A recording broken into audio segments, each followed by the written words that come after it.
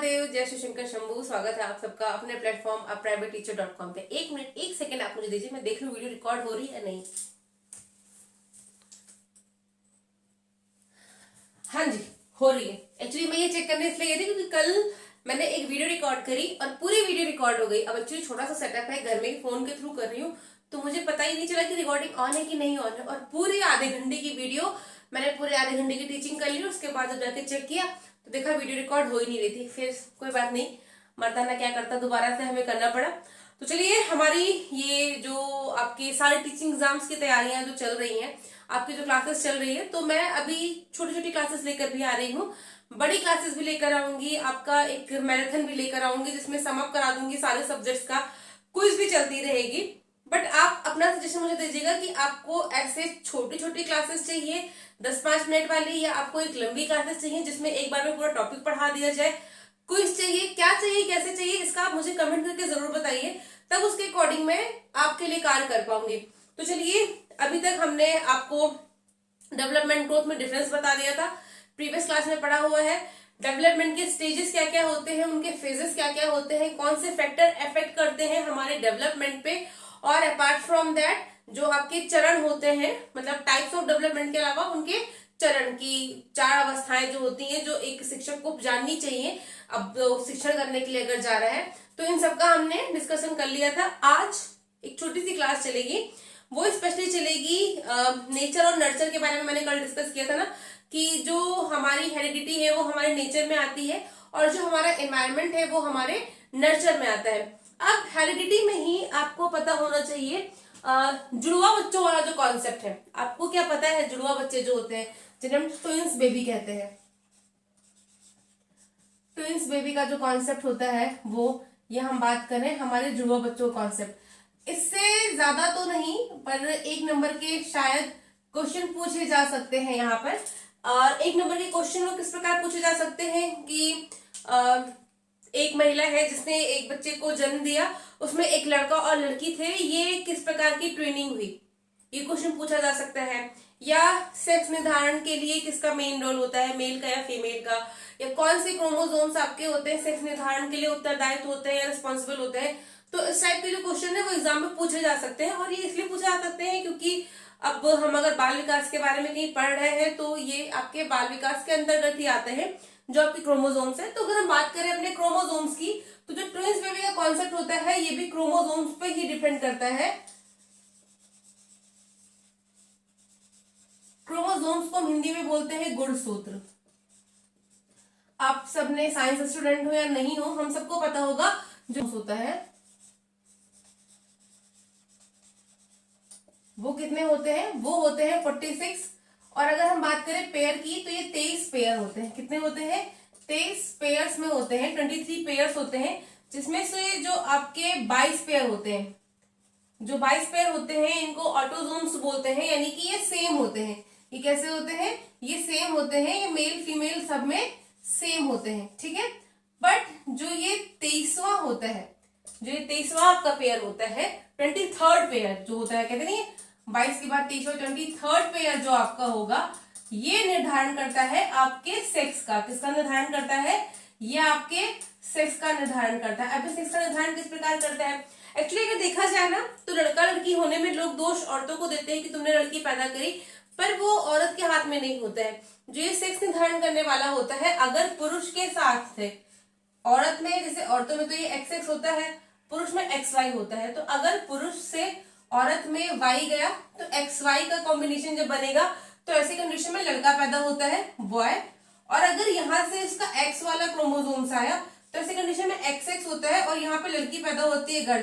तो कभी भी औरत रिस्पॉन्सिबल नहीं होती है एक लड़की को जन्म देने के लिए, लड़की लड़का उसके हाथ में नहीं होता है। देखा जाए टेक्निकली तो ये एक आदमी की एक मतलब हम बात करें मैन की रिस्पॉन्सिबिलिटी होती है, या मैन उत्तरदायित्व होते हैं। घर में सास ताने मारती है तो लड़कों को ताना मारेगी तुम्हारे कारण बेटा पैदा नहीं हुआ। बट यह सब मजाक की बात है, ठीक है, भगवान की देन होती है, लड़का लड़की कुछ भी होता है। पर जो क्रोमोसोम्स आपके डिसाइड करते हैं, तो ये 22 पेयर्स आपके सेम होते हैं, औरतों में भी और मर्दों में भी सेम होते हैं। 23वां जो होता है ये सेक्स निर्धारण का काम करता है। अब अगर ये आपका X गया है तो लड़की पैदा होने वाली है, अगर ये Y आया है तो लड़का होने वाला है। इस तरह से लड़के का जो क्रोमोसोम्स होगा वो XY होता है, जो लड़की का होता है वो क्या होता है, XX होता है, और यही आपके सेक्स निर्धारण वाला क्रोमोसोम होता है, ये आपका 23वां।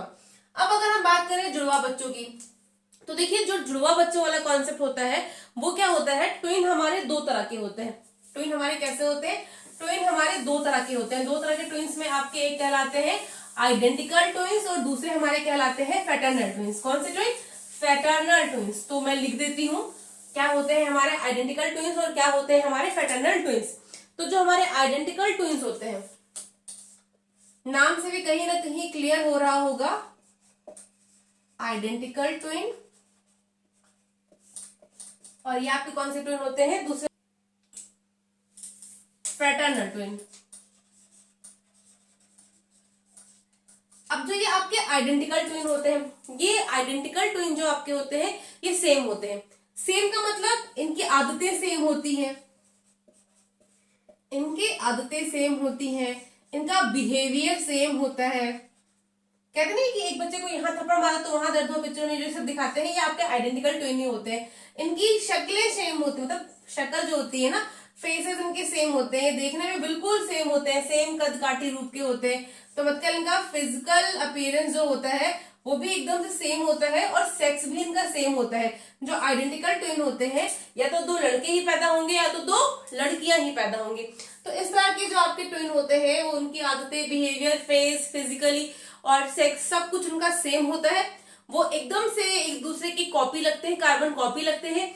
एक और बात, ये आपके क्या होते हैं, मोनोजाइगोटिक होते हैं। क्या होते हैं ये आपके मोनोजाइगोटिक होते हैं। मोनो का मतलब होता है एक और जाइगोटिक का मतलब होता है युग्मज। तो ये आपके एक ही सेल से बने होते हैं। किससे बने होते हैं, एक ही सेल से बने होते हैं या एक अंडे से बने होते हैं। हम बात करें एक ही अंडे से आपके बने होते हैं, ठीक है। तो इनको हम क्या बोलते हैं, इनको हम मोनोजाइगोटिक कहते हैं। ये आपके सेम सेल से बने होते हैं, एक ही अंडे से मिलकर के बने होते हैं। तो जो आइडेंटिकल ट्विन है वो, उनके बारे में क्वेश्चन क्या पूछा जाएगा कि वो किस तरह से होते हैं, या अगर सेम आदतें हैं, सेम बिहेवियर है, लड़का ही लड़का हुआ है तो किस टाइप के हैं। अपार्ट फ्रॉम दैट वो कैसे होते हैं, वो मोनोजाइगोटिक होते हैं, वो एक ही सेल से बने होते हैं, वो एक ही अंडे से बने होते हैं, या फिर हम कह सकते हैं वो सिंगल सेल से ही बने होते हैं। तो आइडेंटिकल के बारे में इतना मोर देन इनफ है। नोट्स आपको मेरे टेलीग्राम चैनल पे, मेरी हैंड रिटन नोट्स आपको मिलती रहेगी। आप कमेंट करते रहोगे तो आपको नोट्स भी वहां पे प्रोवाइड मैं कराती रहूंगी। टेलीग्राम में जुड़ने के लिए भी लिंक मैं आपको दे दूंगी। अपार्ट फ्रॉम दैट सीटेट की प्रिपरेशन के लिए हमारा ग्रुप है, व्हाट्सएप ग्रुप है, आप अगर चाहोगे तो आपको उसमें भी ऐड किया जा सकता है, ठीक है। तो चलिए, ये हमारा हो गया आइडेंटिकल।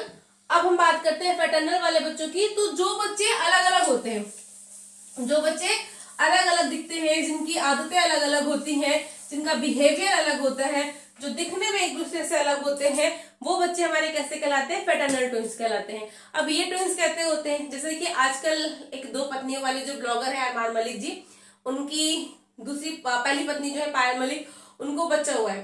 तो उनको जुड़वा बच्चे हुए हैं, जिसमें से एक लड़की है और एक लड़का है। अयान और तूबा नाम रखा है, ठीक है। चलते फिरते शॉर्ट्स में देख लेती हूँ मैं उनको, तो इसलिए मुझे पता है। वैसे ऐसा नहीं कि मैम बैठते दिन भर उनके ब्लॉग्स देखती रहती हैं, ठीक है। बच्चे हैं, बच्चे क्यूट लग रहे थे तो देख लिया मैंने उनके शॉर्ट्स को भी। अब अयान और तूबा, उनके जो दो बच्चे पैदा हुए, ये कैसे बच्चे हैं, ये आइडेंटिकल है या फ्रेटर्नल है। अभी मैंने आपको बताया कि जो आइडेंटिकल होते हैं वो कैसे होते हैं, जो आइडेंटिकल होते हैं वो एकदम से सेम होते हैं, उनका सब कुछ सेम होता है, उनके सेक्स वगैरह भी सेम होंगे। बट यहाँ पे एक बॉय है और एक गर्ल है। तो जो एक बॉय एक गर्ल वाले होते हैं ना, वो फ्रेटर्नल ट्विंस में आ जाते हैं। यानी कि यहाँ पे ये डाइजाइगोटिक होते हैं। डाइजाइगोटिक का मतलब क्या हुआ कि ये आपके दो अलग अलग सेल से मिलकर बने होते हैं। डाइजाइगोटिक में क्या होते हैं, ये आपके दो डिफरेंट सेल से मिलकर बने होते हैं। और डाई का मतलब दो हो गया, जाइगोटिक का मतलब युग्मज हो गया। तो दो डिफरेंट सेल से मिलकर के बने होते हैं। समटाइम इनके सेक्स सेम हो सकते हैं, समटाइम इनके सेक्स सेम नहीं होंगे। समटाइम मतलब इनमें समटाइम वाला है, मतलब सेम हो भी सकते हैं, नहीं भी हो सकते हैं। दो लड़के पैदा भी हो सकते हैं, दो लड़कियां भी पैदा हो सकती हैं, और लड़का लड़की पैदा हो सकते हैं। लेकिन अगर लड़का लड़की पैदा हुए हैं तो दैट इज डैम क्लियर कि ये आपके फ्रेटर्नल ट्विंस में आते हैं। तो ये रहा हमारा कॉन्सेप्ट। जब बच्चे होते हैं तो उनका सेक्स निर्धारण कैसे होता है, जो जुड़वा बच्चे होते हैं उनकी ट्यूनिंग कैसी होती है, आइडेंटिकल ट्विन कौन से होते हैं, फ्रेटर्नल ट्विन कौन से होते हैं, ये एक छोटी सी क्लास में मैंने इतना आपका कॉन्सेप्ट क्लियर किया है। नेक्स्ट इसके बाद में मैं आपकी जो क्लास रिकॉर्ड करने जा रही हूँ वो आपकी ईवीएस की क्लास होगी, वो पहली क्लास में लेगी, लंबी जाएगी थोड़ी सी, तो उसको भी आप देखना, ठीक है। तो चलिए आज की इस क्लास को मैं यहीं पे समाप्त करती हूँ। अगर ऐसे ही वीडियोस, क्लासेस, क्विजेस और पीडीएफ आपको चाहिए तो लाइक शेयर सब्सक्राइब कर देना, कमेंट कर देना, मैं आपको ग्रुप में ऐड कर लूंगी हर तरफ से, और आपका भला ही भला हो जाएगा। आपके जो इस बार की तैयारी है वो 120 वाली तैयारी करा के चल रही हूँ, बहुत लंबा नहीं फेंकने वाली हूँ, क्योंकि अलग अलग टाइप के बच्चे होते हैं, क्या कहते हैं अभी भूल गई मैं, डाइवर्जेंट, हाँ, विभिन्नता जिसको बोलते हैं ना, तो अलग अलग कैटेगरी के बच्चे होते हैं, तो सबकी हम अलग अलग बोल रहे नहीं। तो इस बार की तैयारी हमारी 120 प्लस वाली ही रहेगी, ठीक है।